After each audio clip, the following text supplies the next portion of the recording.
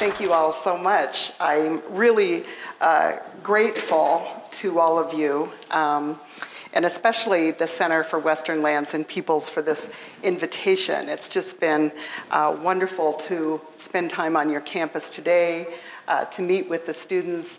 And my husband came with me from Minnesota, and we made a long weekend of it. So we went to Yellowstone, we visited friends, and so it's just been a pleasure in so many ways to be here in Montana. And I want to thank Mary Murphy for inviting me to her class this morning, which was really fun. And it was also great to meet with the graduate students over the lunch hour, and for the wonderful indigenous foods we had, pumpkin soup and sunflower cookies. You all missed out because it was such a delightful lunch. And now to be here with you this evening is a real treat for me. I'm going to talk a little bit about the history and the origin of the Jingle Dress Dance. And I think most people know what that is, right? So raise your hand if you've been to a powwow in recent years. Okay, good. And so most of you know the category that you often see at powwows, the Jingle Dress Dance, which actually has its origin in the Great Lakes. So what I'd like to talk a little bit about is why, I'm going to keep my eye on the clock, why it emerged when it did. And the interesting thing to me about this dress, I grew up knowing about the Jingle Dress Dance tradition because my grandmother was a Jingle Dress dancer at Red Lake, and many people of her generation were. And when I was a kid, which was in the 70s, when I danced at powwows, we were really into long buckskin dresses and things that people liked in the 70s. And so I kind of, as a kid, associated the Jingle Dress Dance with older women, because at Red Lake, it was kind of something older ladies did. And so it kind of skipped my generation, right? But then something happened with the Jingle Dress Dance, where it moved out of the Great Lakes and became kind of a very big pan-Indian thing. And I think that happened kind of in the 1980s. But it was pretty much exclusively an Ojibwe tradition in its origin. And then it very quickly moved to our closest Dakota neighbors. So it was in North Dakota very early on. And because I believe it is in 2019, the 100th anniversary of the Jingle Dress Dance, I'm putting together an exhibit, curating an exhibit with some of my students back at the University of Minnesota that's going to go into the Mille Lacs Tribal Museum in central Minnesota. It's a community that my husband is from, and they have a wonderful museum there. And we're going to have it open in April of 2019 in honor of this anniversary. So I'll be talking a little bit about the idea of healing and what Ojibwe women were doing in the early 20th century, and why it is that I believe it's now the 100th anniversary of this tradition.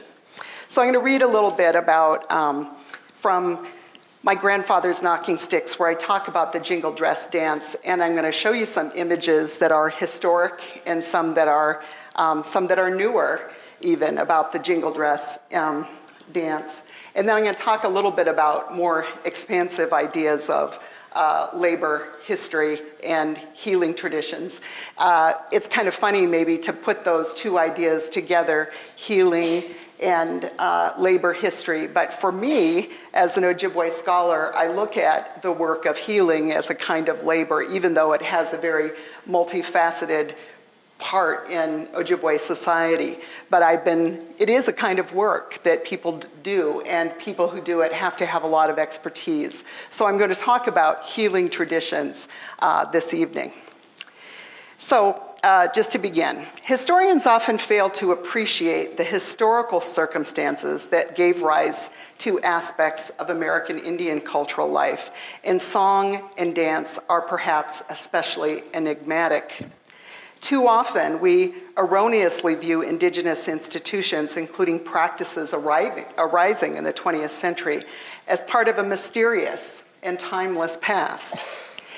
In fact, Ojibwe storytelling frequently refers to specific times, places, relationships, and events. For example, in my own community at Red Lake, whenever we have a powwow, in public storytelling that takes place at the powwow, there is often the mention, especially during our midsummer celebration in July, that Red Lake, if there's ever a drum group there from Fort Berthold in North Dakota, it's often recalled that Fort Berthold gave their flag song to our community during the time of World War II. That's always sort of mentioned. Of course, this is a very big time in American Indian history. People on the reservation, when we recall that song, know that this is a time when men left our communities to serve in Europe, the Pacific, and North Africa. And of course, many people were absent from the reservation to find work in cities. So a drum group then performing this flag song allows the community to remember a moment of great change at Red Lake, when events of the larger world became part of our tribal narratives. So the performance of the flag song, especially in the presence of visitors or a drum group from Fort Berthold, also honors as well as renews bonds between communities and recognizes that shared experience of war. And so I always say for Ojibwe people and American Indian communities that we usually sing about history. That's kind of our preferred way often of thinking about it. Now, the Jingle Dress Dance also has a modern story carrying a powerful history, and it flourished under pretty extraordinary conditions in the Great Lakes. We all know that this era of 1918-19 was a time of global warfare and disease. And Ojibwe communities had an especially difficult time during those years because they were experiencing a second wave of dispossession in the aftermath of amendments to the Dawes Allotment Act.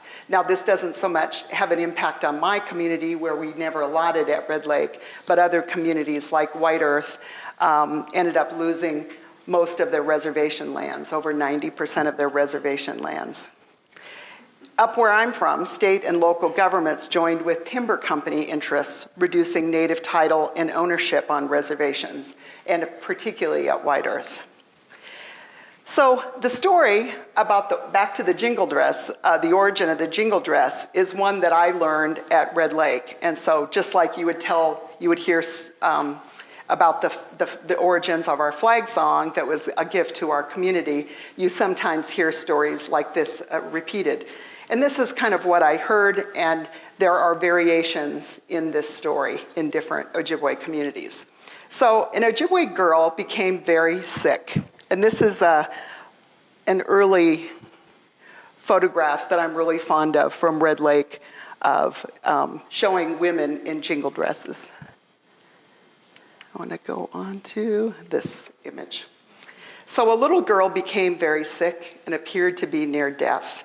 Her father, fearing the worst, sought a vision to save her life, and this was how he learned of a unique dress and dance. The father made a dress for his daughter and asked her to dance a few spring-like steps, in which one foot was never to leave the ground. Before long, she felt better and kept up the dance. After her recovery, she continued to dance in this special dress and eventually formed the first Jingle Dress Dance Society. The setting for this story is sometimes in the Mille Lacs Ojibwe community in central Minnesota, and my husband and I laugh all the time because they claim the jingle dress, so in his mind, this is where it's from, and that's the origin of the jingle dress. But it's also sometimes set in Whitefish Bay in northwestern Ontario because a very similar story is told there. And as far as I'm concerned, both of these communities, even though they're separated by hundreds of miles, express a great devotion to Anishinaabe traditions of song and dance. A specific young girl is identified as the first jingle dress dancer, though she has a different name in each community. So up in Whitefish Bay, they say it's this young girl, and in Mille Lacs, they say, well, it was this young girl who was the first jingle dress dancer. The story, and this was the part that kind of struck me one time, hearing this story repeated at the powwow one year. The story, this little girl appearing to be near death, then all of a sudden gets up, feels better, and starts dancing, I think this sort of, to me, it just sort of struck me that it suggests an influenza-like illness, making it plausible that the first jingle dress dancer suffered from the widespread epidemic of Spanish influenza during the time of World War I. So that isn't necessarily what you hear Ojibwe people talk about, but for me as a historian, this was a very interesting idea. And I sort of strengthened my kind of certainty about this when I started looking for historic photos of Ojibwe women in jingle dresses. And I realized, I'm mixing old and new here, that I couldn't find a photograph of what you would call a jingle dress in any collection in the United States or Canada before circa 1920. So as a historian, that tells me something very big must have happened to give rise to this whole new healing tradition among Ojibwe people. And I began to wonder, was it this global epidemic of Spanish influenza? That's at Red Lake, where I'm from, kind of about late 1960s.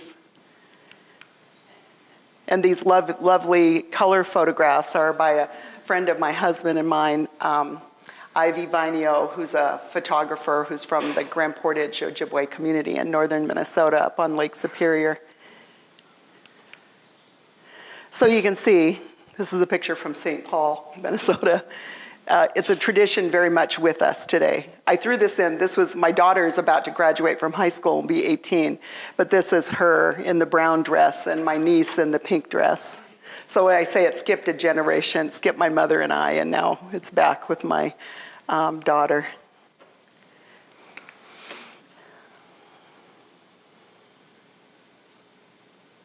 So the jingle dress dance then was dream given to the Ojibwe people, even though, interestingly, a man conceived the jingle dress dance after receiving a vision, but women were responsible for its proliferation. It wasn't unusual for a man who had experienced a particularly strong vision to share it with other people, and sometimes with the community at large. But once this epidemic struck, women applied this new ceremony. You know, you think like a salve to fresh wounds.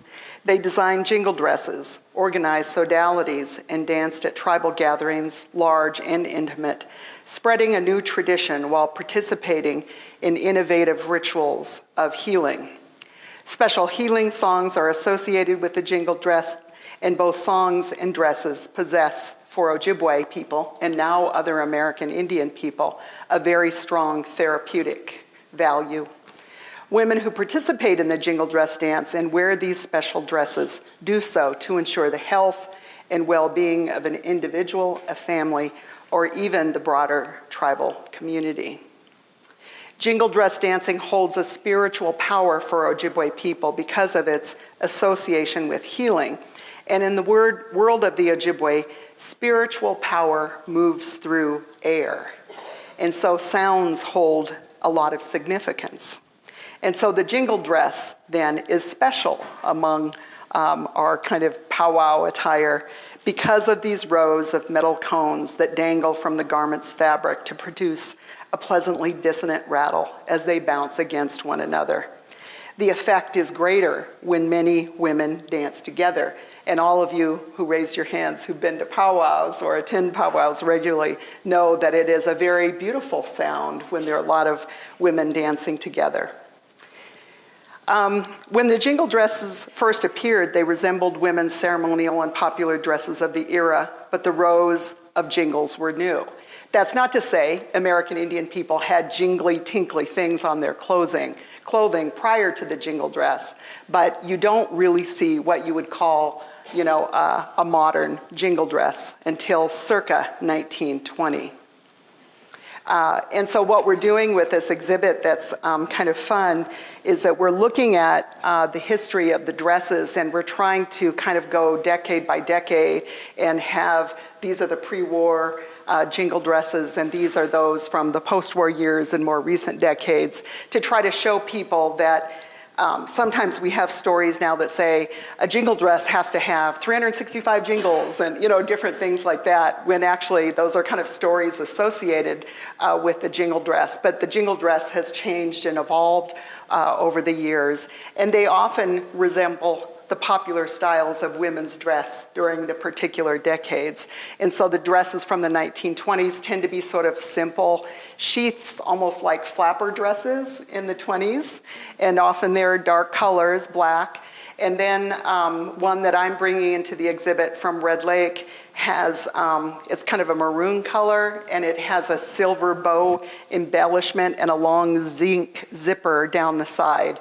And clearly it was purchased in a dress shop or ordered from a catalog or something, and women just added the jingles to it.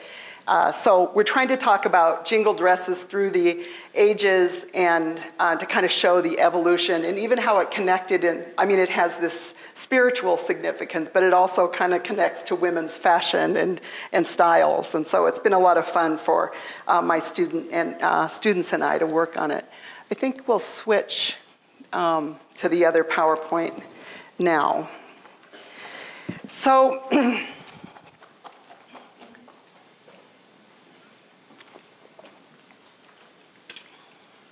So I'm going to talk a little bit more about healing traditions, even moving into other things women were doing around 1918-19, to include a little conversation and stories about nursing.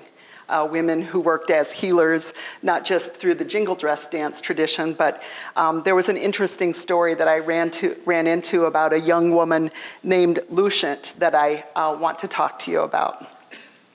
So historians suggest that the worldwide epidemic of influenza that spread in 3 waves in 1918 and the winter of 1919, this is the part that's so staggering when you hear it, killing 30 to 50 million people worldwide.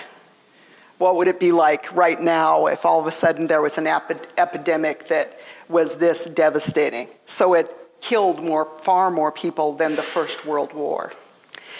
So historians sort of suggest, I've often heard this, read this, that it's an event strangely without a strong historical memory in the United States, despite the loss of 675,000 Americans during these 3 waves of the flu. More people, another 50,000 people died in Canada. So you remember the more recent H1N1 when we were all scared of that flu, that killed 12,828 people in the United States and Canada combined. So imagine how devastating 675 people dying from the flu in these 3 waves of the epidemic.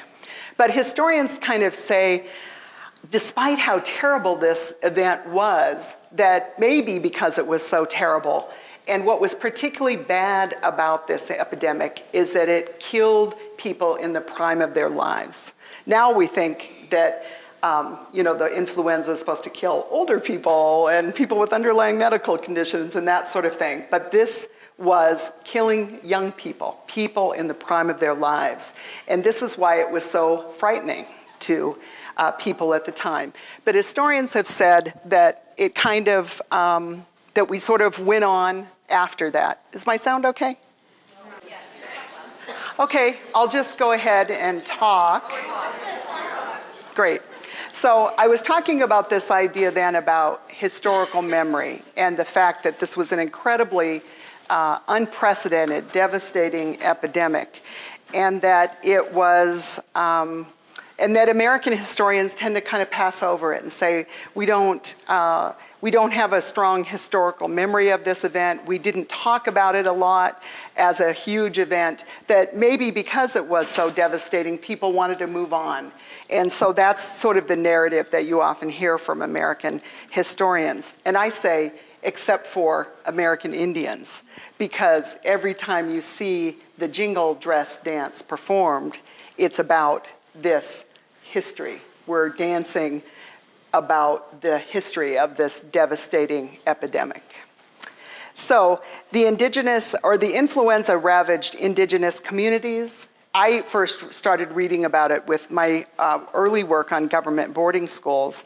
And again, it was an especially significant event for Ojibwe women of the Great Lakes of Canada and the United States, the homeland of 200,000 Ojibwe people who have deeply integrated the memory of this epidemic into their traditions of song and dance.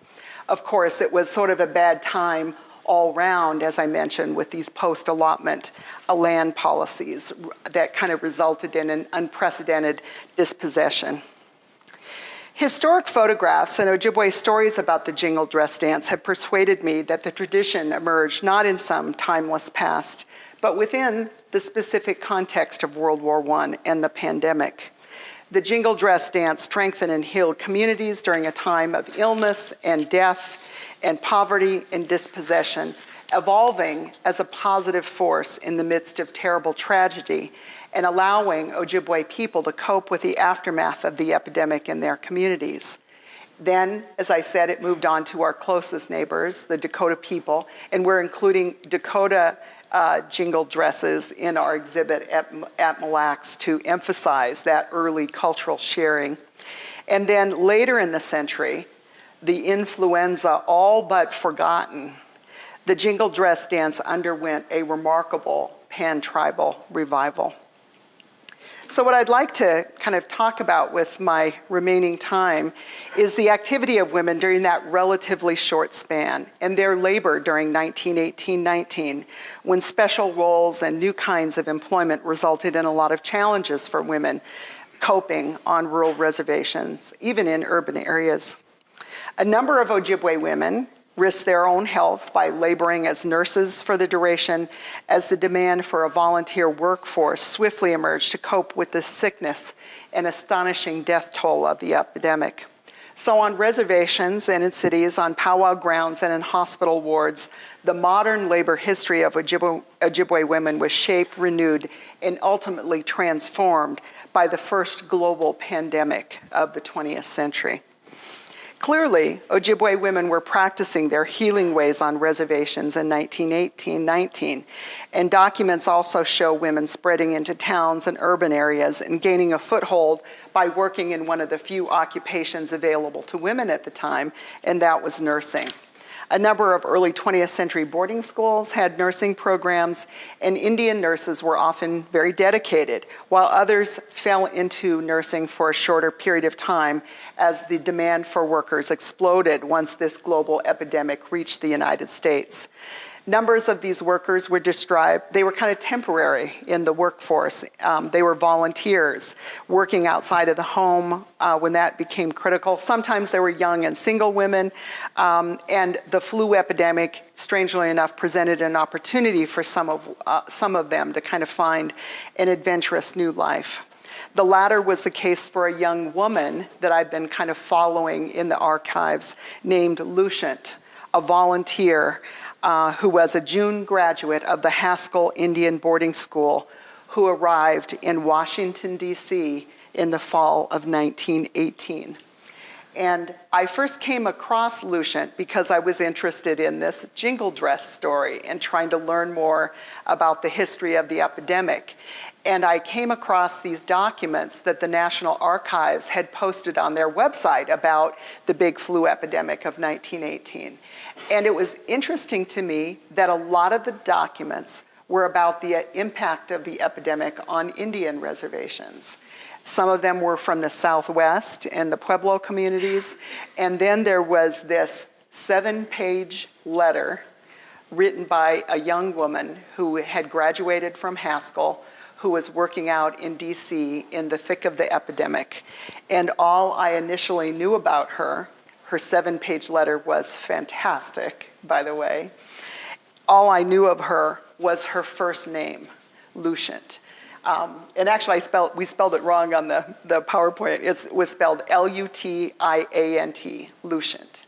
And that was all I knew of her. She had written this 7-page letter to her friend back at the Haskell boarding school, talking about what was going on in Washington during this flu epidemic in the fall of 1918. And the National Archives posted it on their website as an important document about the social history of the influenza epidemic. Not so much because she was an American Indian woman, but just for its interesting descriptions of Washington during the global epidemic. And so this is all I knew, Lucient. And I came across her remarkable letter from October of 1918. So the website that I was looking at from the National Archives was called The Deadly Virus, the Influenza of 1918, a collection of historic documents about the big flu. And this is when I came across a letter Lucient had written while working at a military hospital in DC to a friend back at Haskell. The letter was dated October 17, 1918. And I'll remind you that most of the deaths from the pandemic took place during a 16-week period from September to December of that year.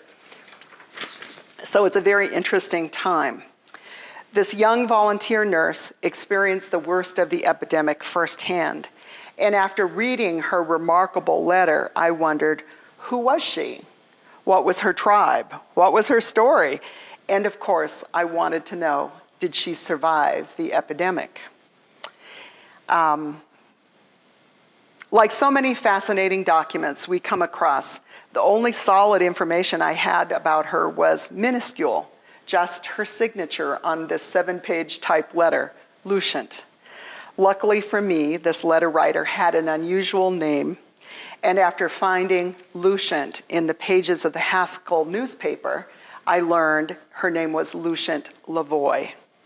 So then I went looking for her in US Census records, and I found one Lucient in the United States. And I searched under Lucient and found her, right? So thank goodness she was not named Mary or something, or I never would have ever found her. And this was the part of the story that was so fabulous to me because I was in love with her letter as a historian. I found Lucient, age 10, living in Roseau, Minnesota, a town that borders the Red Lake Reservation on the US and Canadian border. And so Lucient was Ojibwe, and now she fit into my story. Ojibwe people in the Great Lakes and northern Mississippi experienced, as I was mentioning to you, a historic low in their population around 1900, and the early 20th century was a time of dispossession and widespread social disruption on reservations, one with a tragic effect on family life. I learned from the 19th census and the death records of family members, including her mother's, a few basic facts of Lucient's life. She lived with her stepfather in this census, Fred Lavoie, age 43, who had been born in French Canada. He is described in the census as white and English-speaking. The census also showed a young wife in the household, Delia, just 23, and also English-speaking. So Lucient appeared to be the oldest of 4 children, and Delia and all the children are listed as Indian in the census. Sadly, death records indicated that Lucient's mother, surnamed Grandboy, had died in 1905 when Lucient would have been about 5 or 6 years old. And her death, Lucient's mother's death, was followed by an infant's death 5 months later. So this wasn't an unusual pattern for American women after childbirth, to die, and then the baby survived some time.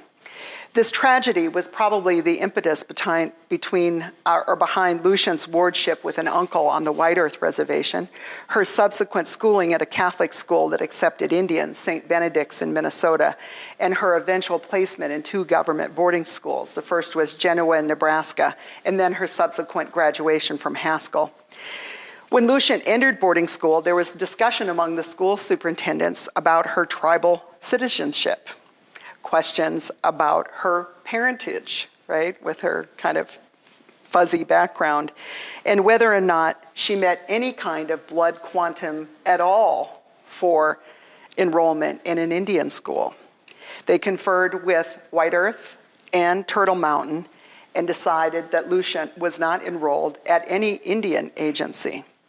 And that to me was not a surprising fact, considering the status of Ojibwe people who lived outside the boundaries of the Red Lake Reservation.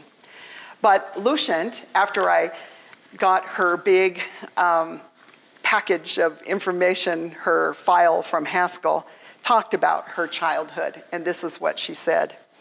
My full name is Lucient Ruth Vern Lavoie. I was born in a country home in northern Minnesota near Canada in 1899.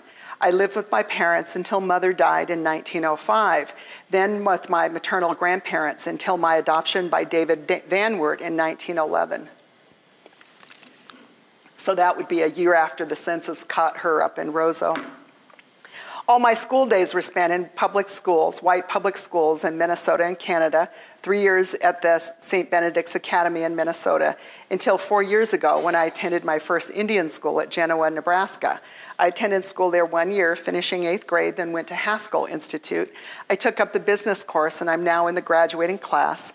I've had a little of the first and second high school work and studied French, Latin, music a short time at the academy. So this is her school essay now that I'm reading to you. I speak French and English, but have never learned to speak the Indian language of my tribe or any other tribe. And she says, this is her little aspiration that I love so much. I've always had a great desire of becoming an efficient stenographer, to live on my own resources, and to be independent. So I love that. So this is her letter to her friend at Haskell, Dear Louise. And this is why I loved her so much. She's ill-mannered and kind of wicked in her introduction. She says, so everybody has the flu at Haskell. I wish to goodness Miss Keck and Mrs. McKay would get it and die with it. Really, it would be such good riddance and not much lost either. She would later regret the opening to her letter because boarding schools had a practice of screening the mail, which she must have known about. And so the superintendent I read the letter that he wrote to her, Lucient, after this letter arrived at school.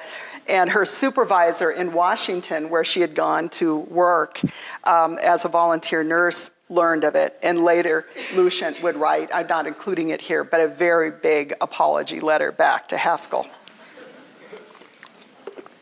But it was fun. But it's the main text of the letter that describes her work at the military hospital during the epidemic that's so interesting, where she says, as many people, 90 people die every day here with the flu. Soldiers are dying by the dozens. So far, Felicity, Cezanne, and I are the only ones, the Indian girls, who've not had it. We certainly consider ourselves lucky too, believe me. Catherine and I just returned last Sunday evening from Camp Humphreys, somewhere in Virginia, where we volunteered to help nurse soldiers sick with the influenza. We were there at the camp 10 days among some of the very worst cases, and yet we did not contract it. We had intended staying much longer than we did, but the work was entirely too hard for us. And anyway, the soldiers were all getting better, so we came home to rest up a bit. We were day nurses and stationed in the officers' barracks for six days and then transferred to the private's barracks or hospital, and there were 4 days before we came back.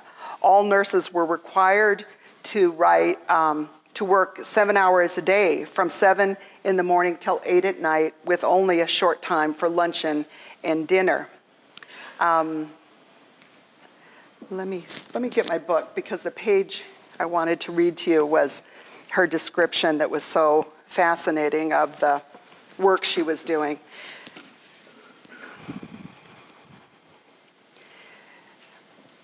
Believe me, we were glad when night came because we sure did get tired. We had actual practical nursing, just like the other nurses had, and were given a certain number of wards with 3 or 4 patients in each of them to look after. Our chief duties were to give medicines to the patients, take temperatures, fix ice packs, feed them at eating time, rub their back or chest with camphorated sweet oil, make eggnogs, and a whole string of other things I can't begin to name. I liked the work just fine, but it was too hard not being used to it. When I was at the officers' barracks, 4 of the officers of whom I had charge died. 2 of them were married and called for their wives nearly all the time. It was sure pitiful to see them die. The first one that died sure unnerved me. I had to go to the nurses' quarters and cry it out. The other 3 were not so bad. Really, Louise, orderlies carried the dead soldiers out on stretchers at the rate of 2 every 3 to 4 hours for the first 2 days we were there. So you can see how fascinating that her letter is as a, like I say, a document of the social history of this terrible epidemic. So she goes on. It's like her letter is like a little movie. She talks about a romantic interest that she met on this train while going out, but she talks about wartime Washington, what it's like, the public buildings being closed because of the flu. And then you're kind of struck again at points with how young she is. She's just 19 years old. She's like, the Washington Monument is 555 feet high, so she's kind of enamored of going around in the city. After several wonderful pages to her friend Louise, so descriptive, like a little movie, the letter ends, and she closes by talking about this quarantine at Haskell, quarantined because of the flu epidemic, and how she always likes to hear the news from her school. After reading Lucient's incredible letter and finding her in the Haskell newspaper, and then locating her in family and census and death records, I wanted to know how things turned out for her. In fact, I was somewhat anxious when I received her very heavy Haskell student file from the National Archives. Lucient Lavoie, volunteer nurse, had spent weeks in the thick of the influenza in Washington, D.C., in the midst of a global pandemic, one that had killed more people than any other outbreak in human history. She had worked intimately among the patients, otherwise young and healthy, but who nonetheless died on a daily basis, and I worried she had also died. And I was thinking, after all the hardship of her young life, mother dead, a wardship that she chafed under, which I saw from other letters, mixed feelings about boarding school from other letters, did she get to live the life she wrote about at Haskell? I've always had a great desire of becoming an efficient stenographer, to live on my own resources and to be independent. And then I found one last letter from Lucient to Haskell, dated September 20th, 1923. I wish to enter George Washington University in October and find that I am short a few credits, which I thought possibly could be made up from the subject I took at Haskell. I shall appreciate it if you'll have the enclosed form or a similar one filled out and returned to me at an early date in order that there be no delay in presenting it at the university in time to enter the classes October 1st. City directories from Washington, D.C. in the early 1920s also show several apartment addresses for Lucient Lavoie. Occupation, stenographer. And then the trail kind of ran cold for me after this time. And I'm not sure I wanted to know everything about Lucient, but I wanted to know how it turned out for her with the flu epidemic. And of course, I wanted to think she lived a long and wonderful life on her own resources very independently, and that maybe I couldn't find her because she changed her name after getting married. As scholars, including Phil Deloria, have noted, we sometimes make, in his words, the dangerous assumption that reservation and rural people were not themselves also part of modernity. So if we imagine a jingle dress dancer in 1918 living on a reservation in rural Minnesota or rural Ontario as only following an older tradition and not part of the making of the modern world, we would have to ignore how creatively Ojibwe women responded to this global epidemic that surfaced in their communities in 1918-19. This pandemic was deeply felt in the indigenous communities of North America, from Alaska, where it led to the creation of new orphanages, to the Haskell boarding school, and onto the Ojibwe communities of the Great Lakes, where a tradition of healing emerged among reservation and rural women in 1918-19, one that is still with us 100 years later. And even if few people today remember the history or the origin, we still tell the story of a little girl who was sick and appeared to be near death, but who recovered to become the first jingle dress dancer.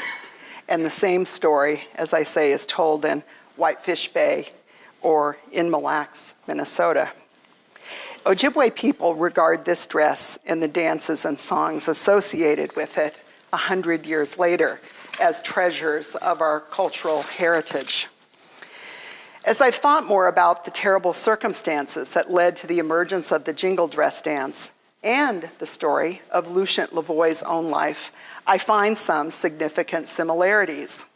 By 1918 in the Ojibwe Great Lakes, dispossession was rampant, the population was down, cultural and spiritual practices were supervised and discouraged. The other thing about this is those of you who know Indian history know that this infamous dance order came from Washington around this time, 1920, that's kind of outlawing ritualistic dance on reservations, the very time that this tradition takes off among Ojibwe women.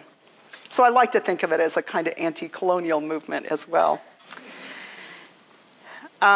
Lucient's own family must have experienced some of these problems firsthand. She was living in Ojibwe country, but on land that no longer belonged to the Ojibwe. Her mother was dead. With too many mouths to feed, her French-Canadian stepfather sent her to relatives, and they sent her to boarding school. Right before Haskell, she was living at White Earth on the reservation. Same problems over there. But perhaps it's easier to see a young nurse, especially one registered as just barely meeting the minimum standard of blood quantum for attending a federal Indian school, one who grew up in northern Minnesota, but in a town, not even on a reservation, stepping onto a train platform in the fall of 1918 in the Midwest. We might see her as a progressive, possibly somewhat assimilated, as an example of modern Indian womanhood. Maybe more modern than a jingle dress dancer, but I think we'd be wrong about that. Lucient survived the epidemic, and the first jingle dress dancer is also a survivor, according to Ojibwe stories. So to me, Lucient Lavoie's story is a fascinating kind of a little piece within a broader narrative about the survival and resiliency of Ojibwe women's lives and accomplishments during a critical moment in Ojibwe history, but also world history. So just when women and their communities seem to have kind of reached the bottom, as it must have seemed to many Ojibwe people in 1918-19, they also reach into some of the most creative places to pick themselves up.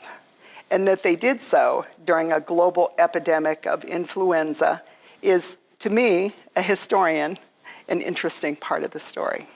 So thanks very much.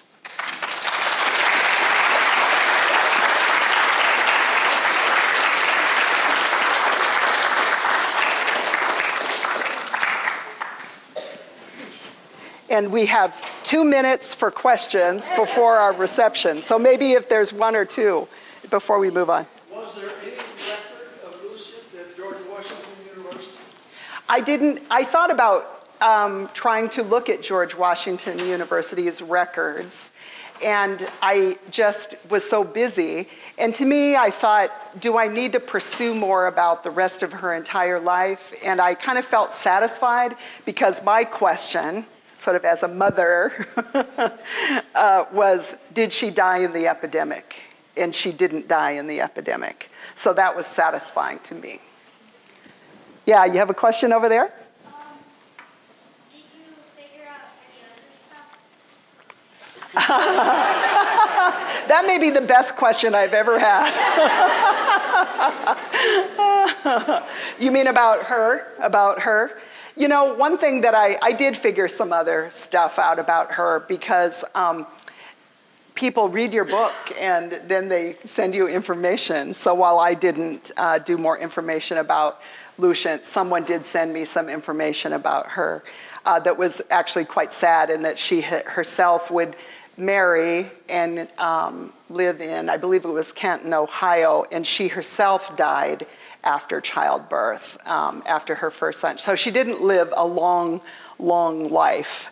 And I was very sad to hear that. See, this is why I didn't want to know anymore. And someone sent me, oh, Professor Child, I've been reading your book. I found her, and this is what happened. So I didn't really want to know that. But like I say, my question was about the epidemic. And I remember being so relieved to see that letter from 1923, right? Because it was a terrible time. It was a frightening time for people. So it was really nice to see that ending, even if the long term wasn't quite as good. So I think I'm supposed to say that we have a reception out here, and that I'm happy to talk to you about this or anything else during the reception. So thank you very much.